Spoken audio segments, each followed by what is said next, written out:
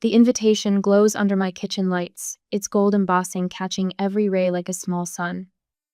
My fingers trace the raised lettering, but stop cold at the words that slice through my heart. Adults only, 18 plus strictly enforced, no exceptions. I set down the heavy cardstock, careful not to crumple it the way I want to. Next to Camille's wedding invitation sits Jenna's handmade card, covered in silver glitter and teenage earnestness.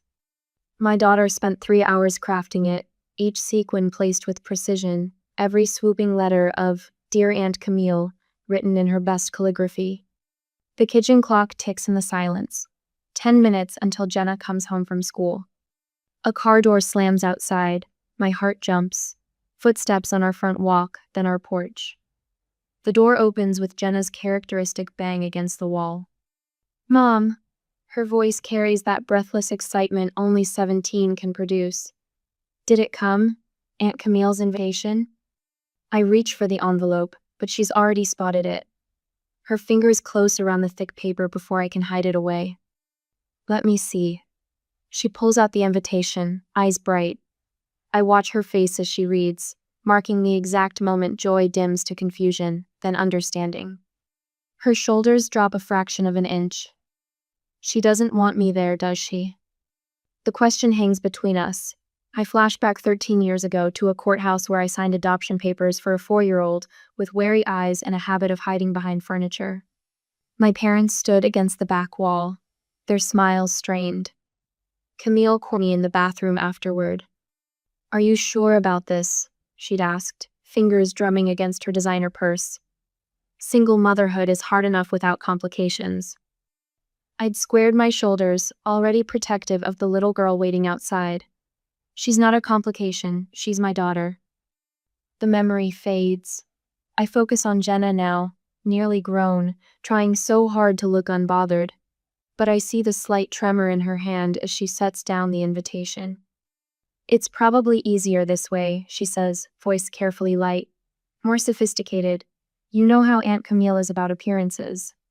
3 years after the adoption, I met Marcus at a fundraiser. He'd walked straight to Jenna, crouched down, and asked about the book she was reading. No hesitation, no awkward glances at me to check if this was okay. Just pure interest in my daughter as a person. At our wedding, Jenna was our flower girl. The photos show her beaming in her mint green dress, and my family standing slightly apart, their smiles fixed. I'd told myself they needed time to adjust. I pick up a pen from the counter.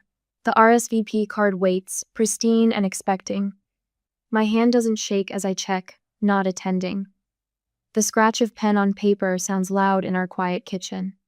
Warm pressure on my shoulder. Marcus. I didn't hear him come in. His hand squeezes gently as he reads over my shoulder. My phone buzzes. Mom's name lights up the screen.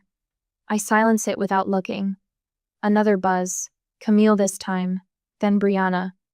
Jenna watches from the doorway, her expression a mix of worry and something else, relief. I open the bottom drawer of our china cabinet, pull out our family photo album. The evidence is there, documented in years of snapshots. Christmas gifts addressed only to Laura and Marcus. Family photos where Jenna stands at the edge, slightly out of frame. Birthday cards that arrived a week late, if at all. Page after page of a pattern I've refused to see. Jenna steps closer, peering at a photo from last Easter. "I remember that day," she says softly. "Grandma kept calling me the girl when she thought I couldn't hear." The RSVP card sits finished on my counter. Such a small thing to carry so much weight. But as I look at my daughter, brilliant, kind, creative Jenna, who deserves so much more than subtle exclusion wrapped in polite excuses, I know this time will be different. My phone buzzes again. The whole family must be burning up the group chat by now. I leave it unanswered. "Want to help me make dinner?" I ask Jenna instead. "Those new pasta you found?" Her smile breaks through, genuine this time. "Can we try the pesto one?" "Of course." I close the photo album, but not before noticing something that makes my stomach clench. The trust paperwork from Grandpa's estate tucked into the back pocket. I'd forgotten about it until now, the careful legal language excluding adopted children from inheritance. Marcus catches my eye. He's seen it too. His jaw tightens, but his voice stays gentle. I'll pick up fresh basil from the store. Jenna pulls ingredients from the cupboard, humming under her breath. She doesn't see the look that passes between her father and me, doesn't know about one more document in a long line of quiet rejections. But that's about to change. The RSVP card marks more than just a declined wedding invitation. It's my line in the sand, 13 years too late, but finally drawn. The afternoon sun slants through our kitchen window, catching the gold lettering one last time. Such a beautiful invitation, crafted to wound with perfect etiquette. I slide it into our junk mail pile. My phone buzzes yet again. I power it off completely. Mom? Jenna measures pasta into the pot. You okay? I look at my daughter, really look at her. The determined set of her jaw, so like my own. The quiet strength she's built from years of pretending not to notice. The talent and heart that my family has chosen not to see. I'm better than okay, I tell her. And for the first time in years, it's not a lie. Later that same night, the cardboard box weighs more than grief in my arms as I carry it down from the attic. Each Christmas card, each photo, each handwritten note inside catalogs 13 years of subtle wounds. I spread them across our dining room table while Marcus works late, while Jenna sleeps upstairs dreaming of art school acceptance letters. My fingers tremble on the first envelope, postmarked December 2012. To Laura and Marcus, written in mother's perfect cursive. No mention of their granddaughter, though Jenna had lived with me for months by then. I arrange it on the left side of the table. Another card from the following spring. Happy Easter to Laura and Marcus. Jenna had just won the school art contest. I'd called to tell them.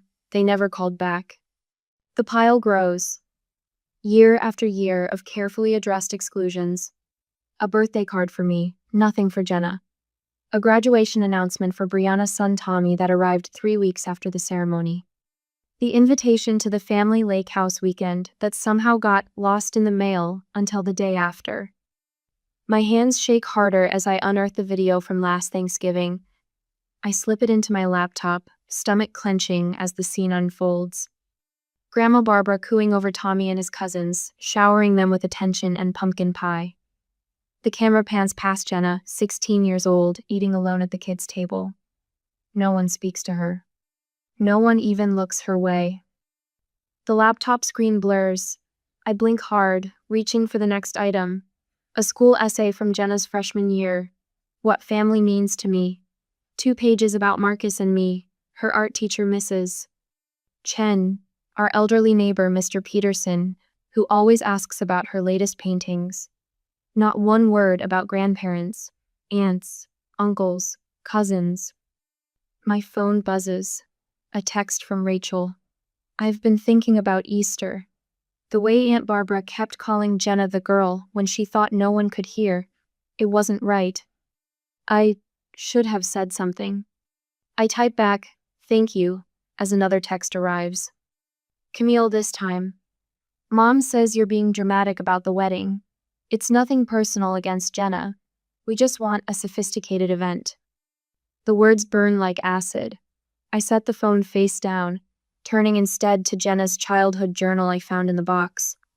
The sparkly purple cover has faded, but her careful handwriting remains clear inside.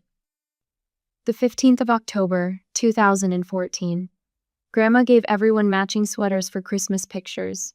She said they didn't have my size. The 3rd of March, 2015, Aunt Brianna's birthday party. Had to sit in the garage because there weren't enough chairs. The 25th of December, 2015. They forgot I don't like peanuts again. Or maybe they didn't forget. A door creaks upstairs. I freeze, listening for Jenna's footsteps, but the house settles back into silence. My eyes drift to the latest evidence. Brianna's Facebook photos from last month's family dinner. 18 smiling faces around a table laden with food. We weren't invited. Those posts are public, you know. Marcus's voice startles me. He stands in the doorway, briefcase still in hand, jaw tight as he surveys the table. Everyone can see who wasn't included. I kept making excuses, I whisper.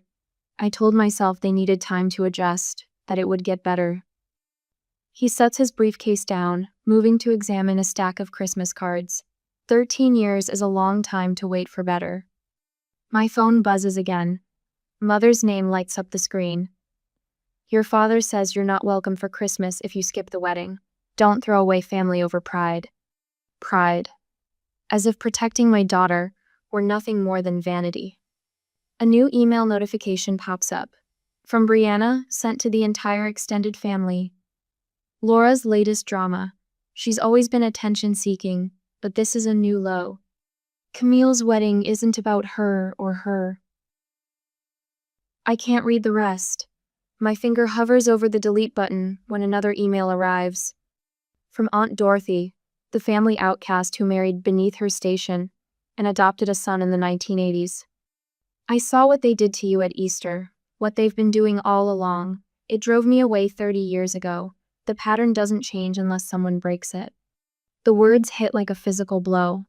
I scroll through years of family photos on my phone, seeing the pattern with fresh eyes. Jenna always slightly apart, always on the edges, always almost cropped out. Marcus picks up a manila envelope I haven't opened yet. The return address shows my father's law firm. What's this? I don't. The words die as he pulls out the contents. Legal documents, the family trust paperwork I'd signed without reading carefully 5 years ago. His finger traces a single devastating line. Benefits to be distributed among blood descendants only. Adopted children are specifically excluded from inheritance. The paper slips from my numb fingers. All these years I thought they just needed time. Just needed to know her. Just needed to see her heart, her talent, her gentle soul. But they'd written her out before they ever gave her a chance. Marcus gathers me close as the tears finally come. What do we do now? Through the window, dawn paints the sky in watercolor shades of pink and gold. The same colors Jenna uses in her sunrise paintings. I think of her portfolio, filled with beauty despite every rejection. Think of her quiet strength, her unfailing kindness to the family that never wanted her. I reach for my phone one last time. Open the family group chat. Click Leave Group. Now, I say, voice steady. We show them what real family looks like. Upstairs, Jenna's sleeping softly. She doesn't know about the trust fund, the emails, the wedding drama. Doesn't know I've spent the night excavating years of carefully hidden wounds. But she knows she's loved, and maybe that's the only inheritance that matters. A week after the wedding, Camille's wedding photos scatter across my Facebook feed like confetti. Her perfect smile, the cathedral veil, the family gathered close minus us. The absence speaks volumes. I close the laptop and push it away. My phone buzzes. 3 new messages from Mom about Christmas plans. I let them sit unread next to the 15 others from the past week. The grandfather clock in our hallway, a wedding gift from my parents, ticks away the December afternoon. Laura? 15 minutes after the message, Mom's voice rings through the front door, followed by the unmistakable rattle of her key in the lock. I forgot she still has one from last year's renovations. I brought the decorations. She bustles in, arms laden with storage bins marked Christmas in her precise handwriting. The same bins we've used for hosting family Christmas dinner the past 12 years. Her face glows with determination as she sets them down. I thought we could get an early start this year, she says, pulling out familiar strands of garland. The earlier we decorate, the longer we can enjoy it. Remember how magical it looked last Christmas? I steady my hands against the kitchen counter. We won't be needing those, Mom. What do you mean? She pauses, a glittery ornament dangling from her fingers. Of course we need them. You're hosting Christmas dinner, just like always. No. The word comes out softer than I intended. I clear my throat and try again. We've made other plans this year. The ornament slips from her grasp, bouncing once on the hardwood floor. But you always host Christmas. Not anymore. Mom's lips press into a thin line. This is about the wedding, isn't it? You're punishing all of us because Camille wanted an adults-only reception. No. I walk to my office and return with a manila folder I've been compiling. Set it on the counter between us. This is about 13 years of treating my daughter as less than family. Her eyes fix on the folder. What's that supposed to be? Evidence. My voice stays steady. Tell me, Mom, when was the last time you called Jenna your granddaughter? The front door opens again. Marcus's familiar footsteps cross the entryway, followed by the thud of his briefcase hitting the floor. He appears in the kitchen doorway, reading the tension immediately. Without a word, he moves to stand beside me. The doorbell chimes. Mrs. Henderson from next door peers through the glass, holding a plate of Christmas cookies. I wave her in, full for the interruption. Laura, dear, I wanted to drop these off and ask how Jenna's art show went. The whole neighborhood's talking about her talent. Mom shifts uncomfortably, saying nothing. Mrs. Henderson's warm smile never wavers as she sets down the cookies and asks about specific paintings, remembering details about Jenna's work that my own mother has never bothered to learn. My phone rings Rachel, offering to host us for Christmas dinner. The contrast between chosen family and blood relatives tightens my chest. Your father will be devastated, Mom tries again, desperation creeping into her voice. He looks forward to Christmas here all year. I doubt he'll notice Jenna isn't there. The words taste bitter. He never has before. That's not fair, Laura. We've tried. Have you? The dam breaks. Last Easter, you called her the girl when you thought she couldn't hear. At Thanksgiving, she sat alone at the kids' table while her 16-year-old cousins ate with the adults. Every Christmas card addressed to Laura and Marcus like she doesn't exist. The trust paperwork explicitly excluding adopted children. She's not blood, Laura. Mom's voice rises. One day she'll leave you and then what? We're just trying to protect you. The kitchen falls silent. Even the grandfather clock seems to hold its breath. Please leave. I walk to the front door, hold it open. Don't come back until you can respect my daughter. Mom's hands shake as she gathers her coat. You're making a terrible mistake. The door closes behind her with a soft click. I lean against it, tears finally breaking free. Marcus's arms wrap around me as I sob. Mom? Jenna stands in the hallway, backpack still slung over one shoulder. Her eyes are bright with unshed tears. How long have you been there? I ask. Long enough. She drops her backpack, moves closer. I never wanted to come between you and your family. I pull her into our embrace. You are my family, the only one that matters. That evening, I write the email I've been drafting in my head for weeks. No accusations, just facts, dates, events. A clear pattern of exclusion spanning 13 years. Marcus reads it over my shoulder, suggesting only minor edits to keep the tone neutral. Next, I design our Christmas card. Just the three of us, smiling in front of our fireplace. The Matthews family, printed in simple gold text. My phone lights up with a text from Brianna. Mom told us what happened. You've gone too far this time. Moments later, an email notification. Brianna has sent a message to the entire extended family. My cursor hovers over it before I click. The words fill my screen, each sentence designed to turn the family against us. The final line burns. You'll regret choosing that girl over your real family. I close the laptop, look at the Christmas bins still sitting untouched by the door. Tomorrow, we'll unpack our own decorations, the ones Jenna and I have collected over the years. We'll make new traditions with people who love her. The grandfather clock strikes 9. I unplug it, silencing its judgmental ticking. Time to let go of old obligations and embrace the family we've chosen. The next morning, my fingers hover over the keyboard, cursor blinking in the empty email draft. Through my office window, morning sunlight catches the frost on bare branches. The house is quiet. Jenna at school, Marcus at work. Just me and the weight of 13 years pressing against my chest. Subject line, to anyone who wants the full story. I open the folder beside my laptop, photographs and documents arranged in careful chronological order. The first photo shows 4-year-old Jenna at the courthouse, her small hand gripping mine. My parents stand stiffly against the back wall, their smiles not reaching their eyes. I type the date, then list the facts without embellishment. First family photo after adoption. Notice positioning of participants. Photo after photo, document after document. each one a piece of evidence I can't unsee now that I've finally allowed myself to look. Christmas cards addressed only to Marcus and me. The trust paperwork with its careful legal language excluding adopted children. Family photos where Jenna stands at the edges, half cropped out of frame. My phone buzzes. Brianna. I silence it without looking and keep typing. Marcus finds me there hours later, still crafting each sentence with surgical precision. He reads over my shoulder, his hand warm on my back.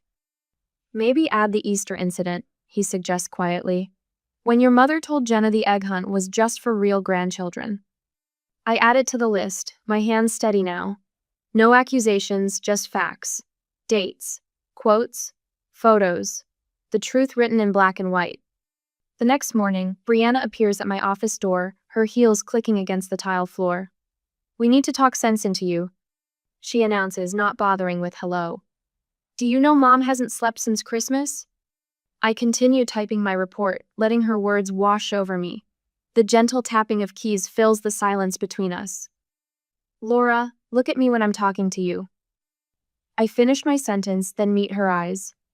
Did you know Jenna spent last Christmas alone in her room while everyone opened presents? She said she didn't feel well, but I found her sketchbook later. She'd drawn the whole family celebrating without her. Brianna's face flushes. That's not. You're twisting things. I have the drawing if you'd like to see it. She leaves without answering, her heels striking the floor like ammunition. That evening, my father calls. Your mother is beside herself about Christmas, he says, his voice heavy with disapproval. 30 years of tradition, Laura. 30 years. How many times did you call Jenna your granddaughter in those 30 years, Dad? The silence stretches between us until he hangs up. I send the email just before midnight. 6 pages of carefully documented evidence spanning 13 years of subtle exclusion. No accusations, no emotional appeals, just the quiet power of truth. The responses begin immediately. Aunt Dorothy calls, her voice thick with tears. They're furious with me for taking your side, she says. But someone had to say it. What they've done to that child. Camille's text arrives next. You're tearing the family apart over nothing. I write back one sentence. Nothing is exactly how you've treated my daughter for 13 years. The family splinters like ice in spring in the following days. Cousin Rachel stands up at Christmas dinner. I hear about it later from Aunt Dorothy. What you've done to Jenna is shameful. She tells them all. Every single one of you who looked the other way. Uncle Robert sends a private message. We adopted James in 1982. I watched the same thing happen. I should have spoken up sooner. More messages trickle in. Brianna's husband calls to apologize for her behavior. My father runs into Marcus at the hardware store, both men studying paint samples with fierce concentration to avoid speaking. Christmas dinner was strained, according to the family gossip network. Empty chairs where we should have been. Questions about our absence that couldn't be smoothed over with the usual excuses. My mother tells the neighbors we're going through a phase. But I see their sideways glances when she walks past. They've all seen Jenna grow up on our street, watched her shovel their driveways and sell Girl Scout cookies. The math isn't hard to do. A week after New Year's, the first attempt at reconciliation arrives. Camille's text, I didn't mean to hurt Jenna's feelings. My father's voicemail, this has gone on long enough. My mother sends a generic gift card for Jenna, the first acknowledgement of her existence as a grandchild. The envelope sits unopened on our counter. Brianna suggests a family meeting to clear the air. Her tone implies we're being difficult by refusing. I send the same response to each overture. Acknowledgement is not the same as respect. Our Christmas with our chosen family fills the house with genuine warmth. Jenna's art hangs proudly in the local gallery's youth showcase. Marcus gets a promotion at work, and we celebrate without the weight of family obligations pressing down on our joy. I feel lighter than I have in years. The freedom of finally speaking truth sits in my chest like sunlight. Then the invitation arrives. Heavy cream cardstock, formal calligraphy, a family intervention masquerading as reconciliation. I recognize it for what it is. Their final attempt to force us back into old patterns, to restore the comfort of our silence. I want to go with you, Jenna says, watching me read it. I want them to see who I really am. I study my daughter's face. the quiet strength there, the artist's eye that has documented every subtle rejection in lines and colors. She's never been the victim they wanted her to be. Never been the outsider they tried to make her. Okay, I tell her. We'll go together. She smiles, and I see the future reshaping itself around her certainty, around our truth finally spoken aloud. The invitation sits on my desk, its formal script catching the morning light. But this time, the golden letters hold no power to wound. We've already chosen each other. Everything else is just details. I pick up my phone and text our response. We'll be there, all of us, together. The next week at the family gathering, the parlor walls press in around me as I sit rigid on Mother's antique sofa, the one she inherited from Grandma Rose. Across from me, my family assembles like a jury, Mother perched in her wingback chair, Father standing with one hand on its curved back, Camille and Brianna flanking them on the love seat. Laura. Mother's voice breaks on my name. Her hands flutter toward Jenna, then drop without completing the gesture. We need to talk about what you're doing to this family. Beside me, Jenna's portfolio rests against her leg, its leather surface cool under my palm. She sits tall, shoulders straight, chin lifted. At 17, she looks more composed than I ever managed at twice her age. What I'm doing? The words taste bitter. That's an interesting way to phrase it. Father's fingers tighten on the chair back. You've always had a flair for drama, Laura, but this tantrum has gone far enough. Camille leans forward, designer bracelet catching the afternoon light. The wedding was nothing personal against Jenna. You know how these events are. There are rules, expectations. Right. Brianna's voice drips acid. But you've always had this victim mentality. Everything has to be about you. Mother dabs at her eyes with a monogrammed handkerchief. All our holiday traditions destroyed. Your father can't sleep. I barely eat. Is that what you wanted? I let the accusations wash over me, noting each one like entries in a ledger. The same patterns, the same manipulation, but for the first time I see them with perfect clarity. My hands remain steady in my lap. Are you finished? My voice comes out soft, but carries to every corner of the room. Because Jenna has something to say. The shock ripples through them like a stone dropped in still water. Mother's handkerchief freezes mid-dab. Father's mouth opens, then closes. They never expected Jenna to speak. In their minds, she's always been a prop in their family drama, never its narrator. Jenna rises, unzipping her portfolio with steady fingers. The sound cuts through the silence like a knife. I'd like to show you something. Her voice holds none of the tremor I'd feared. My senior art portfolio. The theme is family perspectives. She pulls out the first piece, a watercolor of last Christmas dinner. The family clusters around the dining room table, faces warm in candlelight. But at the edge of the frame, a small figure sits alone at a card table, fork suspended over a plate. The isolation radiates from every brush stroke. Mother's breath catches. Camille shifts on the love seat, the leather creaking beneath her. The next painting shows Easter brunch. Cousins hunt eggs on the lawn while adults chat on the patio. A teenage girl stands by the fence, camera in hand, documenting a celebration she's not part of. The composition draws every eye to that solitary figure. This one's called Outside Looking In, Jenna says quietly. Piece by piece, she builds her case.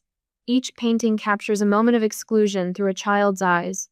The skill is undeniable, the emotion raw and true. The family portrait takes center stage, frames within frames showing empty spaces where relatives should be. Father won't meet my eyes now. Mother's tears have stopped, replaced by something that looks like real pain. This is what you've done, I say into the silence, not with words, but with actions. Every Christmas card addressed only to Marcus and me, every family photo where Jenna stands apart, every gathering where she ate alone. Camille stares at the artwork, her perfect makeup cracking around the edges. I never realized she could. Paint? Jenna's smile holds no warmth. See? Feel? There's a lot you never realized about me. Brianna surges to her feet. This is manipulation, using art to make us feel guilty about perfectly normal family boundaries. Normal? The word explodes from my chest. When was the last time you called her your niece? When did any of you send her a birthday card? Which of you knows her favorite color, her dreams, her fears? She's not blood, Mother whispers, but the words lack conviction. Neither is Marcus. I stand, resting my hand on Jenna's shoulder. But you never questioned his place in this family. A rustle from the corner makes us all turn. Aunt Dorothy pushes up from her armchair, her silver hair gleaming in the late afternoon sun. I made this choice 30 years ago with Thomas. Chose my adopted son over my father's family traditions. Best decision I ever made. She crosses to stand beside us, her spine straight despite her 70 years. The question isn't whether Laura will come back to the fold. The question is whether you deserve to have her and this remarkably talented young woman in your lives at all. Mother's face crumbles. Father's hand falls from the chair back. Even Brianna's anger seems to deflate. Jenna's been offered a full scholarship to Rhode Island School of Design. My voice fills the heavy silence. She'll be starting this fall. That's what real family does. Supports dreams, celebrates achievements. We're not asking to be centered, just included. I gather my purse, noting how the parlor walls don't feel so confining anymore. The choice is yours now. Respect is earned. Jenna and I are a package deal. We walk out together, heads high, leaving the portfolio displayed on the coffee table. Behind us, the family sits in disarray, years of careful pretense shattered by a teenager's truth told in watercolor and oil. Are you okay? I whisper as we reach the car. Jenna pauses, her hand on the door handle. When she turns, her smile breaks through like sunrise after a storm.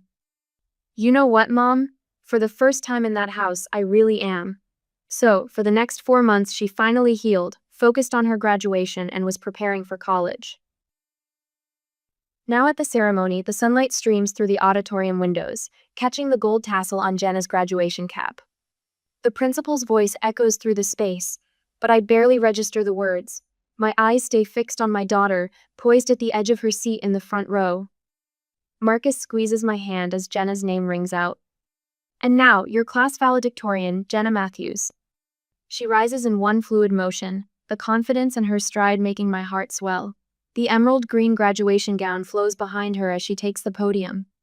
No hesitation, no glancing around to see who's watching, just pure presence. I scan the scattered family members in the audience. Barbara sits 3 rows back, dabbing at her eyes with a tissue. Aunt Dorothy beams from her wheelchair in the handicapped section, while Rachel bounces her youngest on her knee. The empty seats where William and Brianna should be speak volumes. Jenna adjusts the microphone, her voice clear and steady. When people ask me about family, I tell them about seeds. She pauses, letting the metaphor settle. Some seeds we're born with, planted in soil we didn't choose, but the most beautiful gardens often grow from seeds we plant ourselves. My breath catches. Marcus's arm slides around my shoulders. My mother taught me that family isn't about whose blood runs through your veins. It's about who shows up, who sees you, who chooses you again and again, even when it's hard. Barbara shifts in her seat. I remember her voice last week, hesitant on the phone. Laura, I'd like to contribute to Jenna's art school expenses. If you'll let me, a peace offering, decades late but sincerely given. I say I'll think about it, and she nods only. It's time to celebrate. After the ceremony, we gathered at Bellini's restaurant, the same place we celebrated when Jenna won her first art competition at 12. The familiar scent of garlic and basil wraps around us like a warm blanket. Dorothy holds court at the head of the table, her silver hair catching the light from overhead chandeliers. To seeing people for who they truly are. She raises her glass, eyes twinkling, and the courage to stand by them. Camille arrives halfway through the appetizers, clutching a wrapped package. Her designer dress looks out of place among our casual celebration. I found this at an art supply store, she says, setting it beside Jenna's plate. The clerk said it's what serious artists use. Jenna opens it slowly, a set of professional oils in rich, vibrant colors. Thank you, Aunt Camille. Simple words, but genuine. Barbara watches the exchange, then pulls out an envelope. I have something too. Her hands tremble slightly as she slides it across the table. For your dorm room at Waverly. Inside lies a check that makes Jenna's eyes widen. But it's the card that brings tears, the first one Barbara has ever signed, Love, Grandma. Our neighbor Mrs. Chen arrives with her signature almond cookies, the ones she's been bringing to every Matthews family celebration since Jenna was 5.